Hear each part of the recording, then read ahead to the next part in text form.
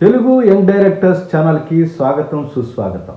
ఈ రోజున కొన్ని స్క్రీన్ ప్లేకి సంబంధించిన విషయాలని మాట్లాడుకుందాం.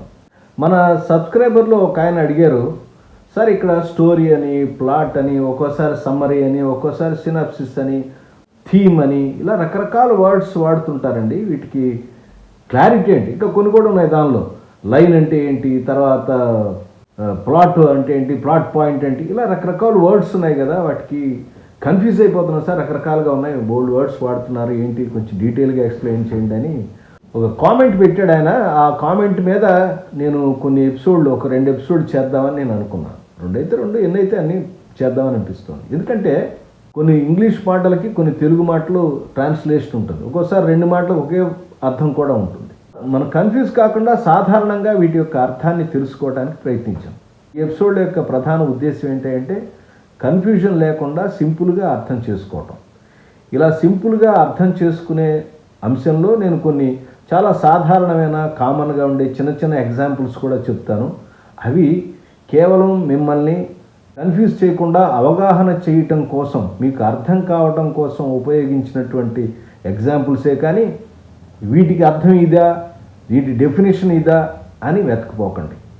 ఇంకొక మాట ఏంటంటే, నేను క్లాసుల్లో అందరికీ స్టూడెంట్స్ చెప్పేది ఏంటంటే, ఈ షార్ట్స్ చెప్పేటప్పుడు కానీ, ఇలాంటి టెర్మినాలజీ చెప్పేటప్పుడు కానీ, ఈ టెర్మినాలజీని పట్టుకుని దీని గురించి ఎక్కువగా అది ఇదా, ఇది కాదు తప్పు అని మీరు ఆలోచించుకోకుండా, మీకు వచ్చినటువంటి ఏదైనా ఐడియా ఉందో దాన్ని పేపర్ మీద పెట్టి ప్రాపర్గా స్ట్రక్చర్లో పెట్టి మంచి స్క్రిప్ట్గా ఫైనల్ డెవలప్మెంట్ తీసుకురావడానికి ప్రయత్నించండి. అన్నెసరీగా కన్ఫ్యూజ్ అయిపోయి అదే ఇదా అని అనద్దు. ప్లాట్ అని ఒక్కోసారి స్టోరీ అన్నా, స్టోరీ ప్లాట్ అన్నా పెద్ద మర్డరేం జరిగిపోదు, పెద్ద ఇది అవద్దు. ఏమంటే సమ్మరీ రాసావా లేదా సినాప్సిస్ పట్టుకురావా అన్నా కూడా, అది నేను సమ్మరీ అడిగితే సినాప్సిస్ తెచ్చావని ఎవరో కూడా గిరాటేసేవాళ్ళు ఇండస్ట్రీలో ఉండరు. అంటే మీకు ఎగ్జాంపుల్ కోసం చెప్తున్నాను. ఏమైనా ఈ సినిమా యొక్క సెంట్రల్ ఐడియా ఏంటి అని అడిగాడు, లేదా థీమ్ అంటే నేను సెంట్రల్ ఐడియా అడిగితే నువ్వు థీమ్ పెట్టావేంటే అని అడిగేవాళ్ళు కూడా ఉండరు. అల్టిమేట్గా ఇండస్ట్రీకి కావాల్సింది ఏంటి అంటే, మీరు రాసిన సబ్జెక్ట్ కొత్తగా ఉందా, రాసింది స్ట్రక్చర్గా ఉందా, రాసింది ఇంట్రెస్టింగ్గా ఉందా, నువ్వు ఎంత కొత్తగా చెప్పావు, ఎంత ఇంట్రెస్టింగ్గా చెప్పావు అనే మాటే అందరికీ ఉపయోగం, అవసరం కూడా. ఈ అవసరాన్ని గుర్తించుకుని ఎపిసోడ్కి ఆ ఇంపార్టెన్స్ ఇవ్వండి. పదాల కన్నా పదార్థం చాలా ఇంపార్టెంట్, గుర్తుపెట్టుకోండి. పదండి ఎపిసోడ్లోకి వెళ్దాం. 2 పదాలకి అర్థం చెప్తాను. ఈ 2 పదాల అర్థాన్ని ఎక్స్ప్లెయిన్ చేయటంలో కొద్దిగా ఒకటి సింపుల్గా ఉంటుంది, ఒకటి కొంచెం లెంగ్తీగా కూడా ఎక్స్ప్లెనేషన్ అవసరం అయింది. అంటే మీకు విపులంగా చెప్పడం కోసం ప్రయత్నిస్తున్నాను. దీనిలో ఫస్ట్ మనకు వచ్చేది స్టోరీ అండ్ ప్లాట్. ఎక్కడ ఎతికిన, గూగుల్ ఎతికిన ఏదైనా స్టోరీని మనకు చిన్నప్పటి నుంచి ఉంది, కథ. ప్లాట్ అంటే కూడా కథే. సామాన్య అర్థకంలో చెప్పాలంటే ఇది కూడా కథే. అయితే ప్లాట్కి స్టోరీకి ఏంటి డిఫరెన్స్? Simple slight difference. 2 తెలుగులో మనకి సమానం అర్థం, ఒకటే మాట ఉంటుంది. స్టోరీ అంటే ఓవరాల్గా జరిగేటువంటి విషయాన్ని ఒక సంగ్రహంగా రాసి చూపిస్తాను, మనం కథ అంటాం. ప్లాట్ అంటే ఉంటుంది, కొంచెం విశేషార్థకంగా ఏమిటంటే కథా సారాంశం అనుకోవచ్చు. ఒకటి కథ అంటే మనం కన్ఫ్యూజ్ కాకుండా ఉండటం కోసం స్టోరీ అంటే కథని, దాని కథని సంక్షిప్తంగా కాకుండా సవివరంగా జాగ్రత్తగా రాసుకోవటానికి మనం ప్లాట్ అని కూడా అనొచ్చు. స్టోరీలో ఓవరాల్గా డిస్క్రిప్షన్ ఉంటే, ప్లాట్లో దానికి ఆర్డర్లో అంటే దేని తర్వాత ఏది ఉంటుంది. ఒక ప్రధాన పాత్ర ఉంటే ఆ ప్రధాన పాత్ర ఎలా ఇంట్రడ్యూస్ అయ్యింది, ఆ తర్వాత దానికి ఒక కాన్ఫ్లిక్ట్ ఎలా వచ్చింది, ఆ తర్వాత ఎలా క్లైమాక్స్కి వెళ్ళింది, ఆ తర్వాత దానికి చివరికి ఎలా పరిష్కరించుకుంటుంది అనేటువంటి ఒక ఆర్డర్లో, అంటే మీరు రాసుకున్నటువంటి మొత్తం యొక్క కథని ఒక ఆర్డర్లో పెట్టుకున్న దాన్ని ఒక ప్లాట్ లాగా తయారు చేస్తుంది. ఈ రెండింటికి అర్థాన్ని నేను ఎక్స్ప్లెయిన్ చేయాలంటే మీకు చిన్న ఎగ్జాంపుల్ చెప్తాను. జనరల్ కామన్ ఎగ్జాంపుల్, అర్థం కోసమే గుర్తుపెట్టుకోండి. ఒక పెద్ద ల్యాండ్ ఉందనుకుందాం, ఒక బిల్డర్ ఎవరో కొనేశారు. ఆ ల్యాండ్ కనిపించే చుట్టూ ల్యాండ్ అంతా కూడా కథ, విస్తృతమైనటువంటి అర్థంలో కథ అనమాట అనుకుందాం. దాన్ని ఏం చేశాడు ఆ బిల్డర్, చిన్న చిన్న ప్లాట్లుగా ముక్కలుగా చేసి, ఇదిగో 200 గజాలు, ఇది ఇక్కడ ఇది రోడ్డు, ఆ పక్కన ఇది, ఆ పక్కన ఒక ట్యాంకు, ఈ పక్కన ఒక పార్కు అని దాన్ని ఏం చేసి ప్లాట్లుగా విభజించాడు. దీనిలో ఏమైపోయింది, కామన్గా ఉన్న ల్యాండ్ అల్లా ప్రత్యేకమైన భాగాలు, ఇక్కడ ఒక ఎంట్రీ గేట్ ఉంటుందండి, తర్వాత ఈ ప్లాట్లు ఉంటాయండి, తర్వాత ఇక్కడ రోడ్లు ఉంటాయండి, ఇక్కడ పార్క్ ఉంటుందండి, ఇక్కడ ఒక ఆడిటోరియం ఉంటుందండి, ఇట్లా ఏం చేస్తున్నాడు, డీటెయిల్స్ని పెంచాడు. అలాగే మీరు రాసుకున్నటువంటి కథలో డీటెయిల్స్ ఏవైతే ఉంటే క్యారెక్టర్ యొక్క జర్నీ, క్యారెక్టర్ యొక్క డెవలప్మెంటు, క్యారెక్టర్ యొక్క ఆర్క్ని ఎక్స్ప్లెయిన్ చేస్తూ కథని సవివరంగా రాసుకునే విధానాన్ని మనం ప్లాట్ అని అనొచ్చు. ఈ ప్లాట్ అనే మాటని దాదాపుగా 19th సెంచరీలో ఎక్కువగా ఉపయోగించారు. దాని విశేషాన్ని కూడా ఈ ఎపిసోడ్లో మీకు ఎక్స్ప్లెయిన్ చేస్తాను. అప్పుడు మీకు బాగా అర్థమవుతుంది.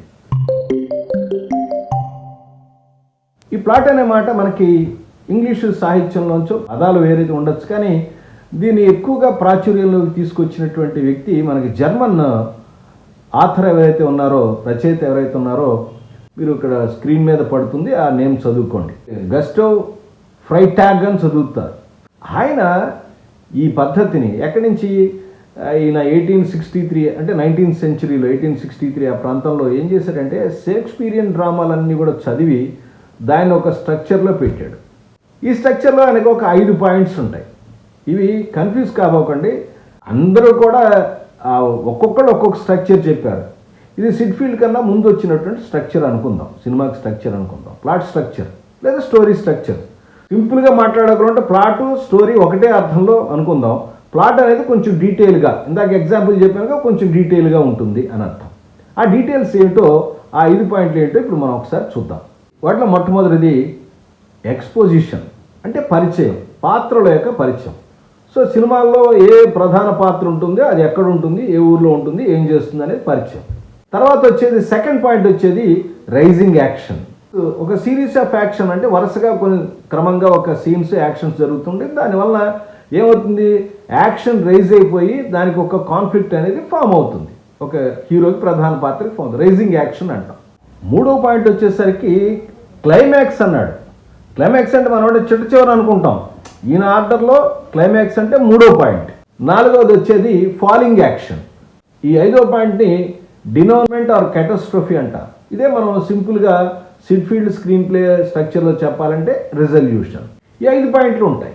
ఇవి కూడా దాదాపుగా ఆ స్ట్రక్చర్లోనే ఒక్కొక్కడు ఒక్కొక్క విధానాన్ని చెప్పారు. ఒక్కొక్క పీరియడ్లో జర్మన్ ఆథర్ పెట్టినటువంటి ఒక ఆర్క్ ఇలా పైకి వెళ్ళిపోయి ఒక పిరమిడ్ లాగా వచ్చి మళ్ళీ కిందకి వెళ్తుంది, యాక్షన్ ఇలా వస్తుంది, మళ్ళీ ఇలా పైకి వెళ్తుంది, మళ్ళీ కిందకు వస్తుంది అనేటువంటి కొంతకాలం పాటు ఈ ప్లాట్ స్ట్రక్చర్ని చాలామంది ఫాలో అయ్యారు. చాలా సినిమాలు, హాలీవుడ్ సినిమాలు, కథలు, నావెల్స్ అందరూ కూడా ఫాలో అయ్యారు. ఆ తర్వాత సిడ్ఫీల్డ్ వచ్చిన తర్వాత ఆయన పద్ధతి, ఆయన తర్వాత ఇంకా కొంతమంది వచ్చారు, అవి తర్వాత మరొకసారి మాట్లాడుకుందాం. ఈ 2 మాటలకి అంటే స్టోరీకి, ప్లాట్కి, స్టోరీ అంటే ఓవరాల్గా ఉన్నటువంటి కథ, ప్లాట్ అంటే కథని కొంచెం దేని తర్వాత ఏం జరుగుతుంది అనేటువంటి ఈ 5 పాయింట్లు ఏవైతే చెప్పామో 5 పాయింట్లు గుర్తుపెట్టుకుని ఒకదాని తర్వాత వరుసగా రాసుకోవటం. ప్లాట్ స్ట్రక్చర్లో ఏముంటుంది, ఒక క్యారెక్టర్కి ఒక రేజింగ్ యాక్షన్, ఒక క్లైమాక్స్, ఫాలింగ్ యాక్షన్, డినౌన్స్మెంట్ అంటే రెజల్యూషన్ అనేటువంటి ఒక ఆర్డర్. అంటే ఒక క్యారెక్టర్ పరిచయం చేయటం, దానికి ఒక యాక్షన్ ఉంటుంది, దానికి ఒక క్లైమాక్స్కి వెళ్ళటం, తర్వాత దానిలో కిందకి రావడం, తర్వాత మళ్ళీ చివరికి ఒక రెజల్యూషన్ అనేటువంటి ఒక ఆర్డర్లో జరిగిన యాక్షన్ రాసుకున్నప్పుడు దీన్ని మనం ప్లాట్ అంటాము. ఓవరాల్గా పారాగ్రాఫ్లుగా వరుసగా ఒక 10 పేజీలు రాసుకుంటే దాన్ని మనం స్టోరీ అంటాం. తర్వాత ఇంకొక మాట చెప్పేస్తే దీనిలో మనకు ఒక కన్ఫ్యూజన్ పోతుంది. దానిలో థీమ్ అంటే ఏంటి? థీమ్ అనేది ఏంటంటే కథ యొక్క సారాంశం. అంటే ఏ పర్టిక్యులర్ పాయింట్ మీద ఈ కథ, అంటే ఈ కథ చెప్పటం వల్ల ఏ అంశం అనేది ప్రేక్షకులకి తడుతుంది, ప్రధానమైనటువంటి అంతర్గతమైన అంశం, దాన్ని థీమ్ అంటాం. థీమ్ అనే మాటని మనం సింపుల్గా చెప్పాలంటే what is your story about, దేని గురించి కథ. అంటే ఈ కథ చదువుకున్న తర్వాత నీకు తట్టేటువంటి ఒక వర్డ్లో లేదా ఒక సెంటెన్స్లో వచ్చేటటువంటి ఒక మాట, దీనిలో పగ ప్రతీకారాన్ని చెప్పింది, లేదా మాతృ ప్రేమని చెప్తుంది, సోదర బంధాన్ని తెలియజేస్తుంది, తండ్రి ప్రేమని తెలియజేస్తుంది, తల్లి ప్రేమని తెలియజేస్తుంది, ప్రేమికుల ప్రేమని తెలియజేస్తుంది. ఇలా మీ కథలో ప్రధానంగా చర్చించిన అంశాన్ని మనం థీమ్ అని అంటాం. ప్లాట్ వచ్చేసరికి it is a structure of a character with development and character arc. అంటే క్యారెక్టర్ బిగినింగ్ నుంచి ఎలా ప్రవర్తించి ఎలా పెరిగి చివరికి ఎలా పరిష్కారం తీసుకుంది, చివరికి ఎండింగ్ ఎలా వచ్చిందనే క్రోనలాజికల్ ఆర్డర్లో కథని రాసుకోవటాన్ని ప్లాట్ అంటాం. దాని యొక్క సెంట్రల్ ఐడియాని మనం థీమ్ అని అంటాం. సెంట్రల్ ఐడియా అనొచ్చు, థీమ్ అనొచ్చు. ఒక్కొక్క వర్డ్స్ తేడా కానీ మనం గుర్తుంచుకోవాల్సిన అంశాన్ని మీరు గుర్తుపెట్టుకుంటారని నేను అనుకుంటున్నాను. ప్లాట్ అంటే వాట్ హ్యాపెన్స్ అని, థీమ్ అంటే what is the story about, అంటే కథలో ఏం జరుగుతుంది, దేని తర్వాత ఏం జరుగుతుంది అని చెప్పుకునే అంశాన్ని రాసుకునే దాన్ని ప్లాట్ అంటాం. దేని గురించో మనం తెలుసుకునేదే అంశం ఏదైతే ఉందో దాన్ని థీమ్ అంటాం. స్టోరీ అంటే ఓవరాల్గా రాసుకున్నటువంటి కథ, అంటే మనకు మైండ్లోకి వచ్చినప్పుడు ఇగో ఇలా జరిగిందండి అని రాసుకునే కథ. ఈ 3 వర్డ్స్ ఇప్పుడు అనుకున్నవి ఏంటంటే స్టోరీ, ప్లాట్, థీమ్. ఈ 3 అర్థమైనవి అనుకుంటాను. మిగతా మాటల్లో కొన్ని అడిగారు, ఏంటంటే లైన్ అంటే ఏంటి, లాగ్ లైన్ అంటే ఏంటి, ఇలాంటి విషయాల గురించి నేను ఆల్రెడీ స్టోరీ రైటింగ్ టిప్స్ అని ఒక ఎపిసోడ్ చేశాను. ఆ ఎపిసోడ్లో చాలా క్లియర్గా ఒక చిన్న ఎగ్జాంపుల్ చేశాను. మన స్క్రీన్ ప్లే టిప్స్లో ఉంటాయి, ఒకసారి చూడండి. మరొక ఎపిసోడ్ మరొకసారి చేస్తాను, నేను కొన్ని పదాలతో మరోసారి చేస్తాను. కొన్ని అంశాలని నెక్స్ట్ ఎపిసోడ్లో మనం ప్రస్తావించుకుందాం. అప్పటిదాకా నమస్కారం.